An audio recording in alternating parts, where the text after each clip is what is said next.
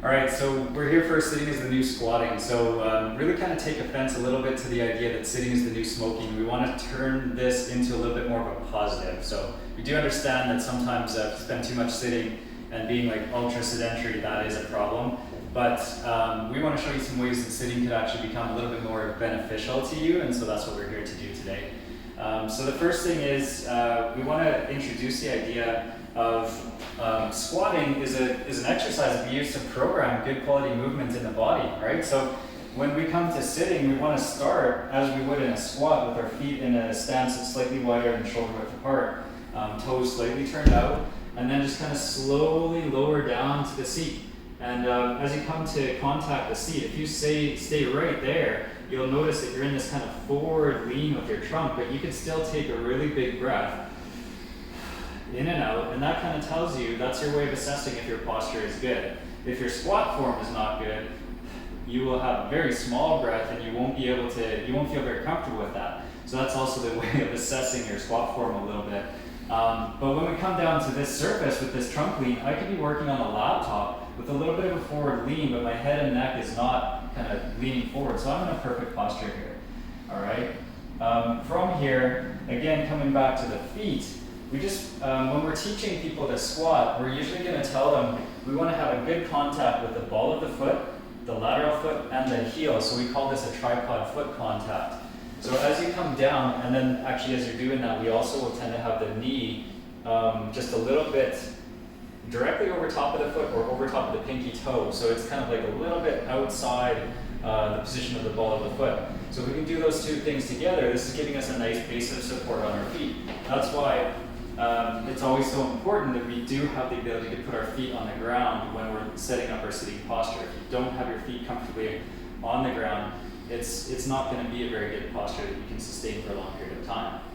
So here we've got that set up. We've got our sit bones kind of nice and square underneath us, so you can try to be mindful and like learn to perceive a little bit of what the contact is like underneath you, and is it balanced, right? Just try to kind of get that balanced out. From there, we're going to be able to adjust our trunk angle depending on the surface, right? So I was kind of commenting, like if I'm here, this is great. I'm kind of set this up as though it's a low, very low desk. But this could be even lower. If it was lower down like a coffee table, I'm fine working right here, just like in my deep squat kind of position, okay? So especially for those of you working from home right now with COVID, we've got lots of different variable places that we might be sitting. And the message is it's okay, we just want to know how to do it, right? So if we're sitting up a little bit higher on the surface, like more traditional desk, or we have that desktop set up, or we're in a face-to-face meeting or dinner or something, that's where that kind of 90-90 upright posture really comes into play. Okay, but this is not the only good way of sitting, and so that's what we wanted people to understand here. What's not good is if you set up this 90-90 position and you're on a low surface, or you're writing or you're using your laptop, now all of a sudden you're like this, right? You're trying to be 90 degrees at your hips, but your head and neck is doing this to kind of focus in on your work. So this is where it's important to know you got to lean from your hips, okay? From there, we also want to be able to square our hips to our our ribs to our pelvis.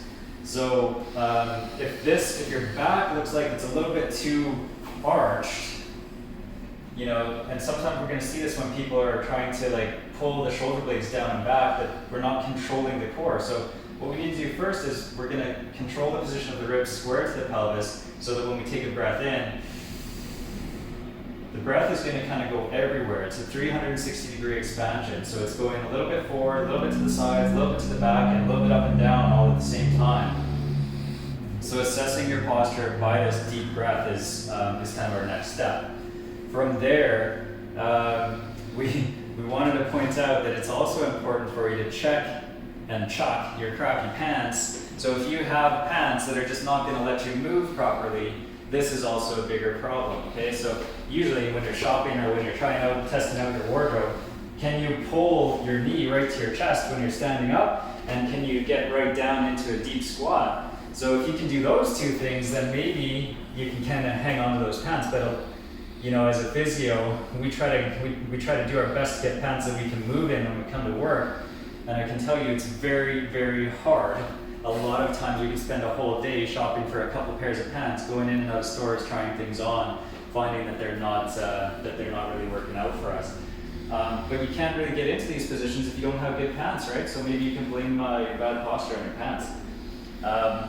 The next thing we want to do is we want to kind of plan for some postural resets and just understand that consistency pays off. So what's going to happen is you're working, you find yourself over here kind of thing, you're like, what am I doing? So you sit up straight, right? And then 10 minutes later, you're over here again. What we want to do is as you come back, you do something a little bit physical as you get back into that position. So it could be like a little bow and arrow trunk rotation exercise, or it could be like reaching your arms up overhead, doing some little stretches. It could be just like doing some shoulder circles. You could be doing a little bit of like a marching exercise and just trying to be really firm and maintain that equal base of support that you have in your legs. Or you could do a little like isometric squat and just hold that for 30 seconds. Lots of ways of just creating a little bit of motion there. Okay, next couple of things is you may not have the hip mobility or trunk mobility that you need in order to sit properly, okay? To test that, if you're sitting, can you pull your thigh to your chest without feeling that your body needs to kind of like roll back? So if your sit bones are down into the seat and you keep them down into the seat, can you bring that thigh to touch your ribs? This is the kind of range of motion that we need in order to be able to access these positions, okay?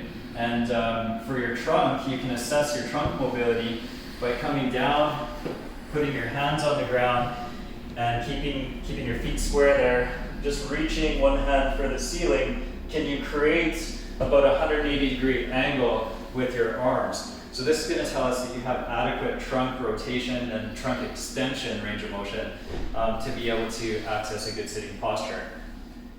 If you don't have that, you're likely to be feeling a lot of tension in your neck muscles and sometimes your low back because basically it's a prerequisite. So the trunk mobility is what you need so that your shoulder blade can sit on your ribs and everything kind of works properly. Okay, so if those things are kind of lacking for you, then reminding yourself and being mindful of sitting posture is not going to be enough, right? We need to work on developing your mobility, and so that's where you may want to come in and do some work with physio, chiro, strength training, those kind of things, so that you can figure out what it is that's most important through assessment, what you really need to be working on, where you should be putting your efforts in for stretching, and what are the 2 or 3 things that you need to accomplish, and maybe accelerating your progress in that. So a couple of last things. So allowing yourself some variability.